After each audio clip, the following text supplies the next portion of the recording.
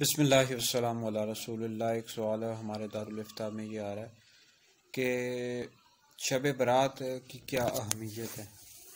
तो इस हवाले से तफसीर दुर्र मंसूर में एक रवायत मौजूद है। हज़रत सय्यदा उम्मुल मोमिनीन आयशा सिद्दीक़ा रज़ियल्लाहु ताला अन्हा से रवायत है, नबी पाक अलैहिस्सलाम ने इरशाद फरमाया कि अल्लाह रब्बुल इज़्ज़त 4 रातों में भलाइयों के दरवाज़े खोल देता है। उनमें से एक 15वीं शाबान की रात है, यानी शब बारात की जो रात है। इसमें मरने वालों के भी नाम लिख दिए जाते हैं, लोगों का रिस्क भी लिख दिया जाता है और इस साल हज करने वालों के नाम भी लिख दिए जाते हैं।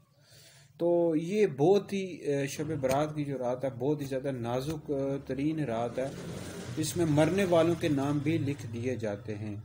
तो लिहाजा ये जो रात है इसमें नेकियां करनी चाहिए, अपने गुनाहों से तौबा करनी चाहिए, इस्तिग़फ़ार कसरत के साथ पढ़ें और ये अल्लाह रब्बुल इज़्ज़त की ज़्यादा से ज़्यादा इबादत करें। हो सके तो सुबह नफली रोज़ा रखें।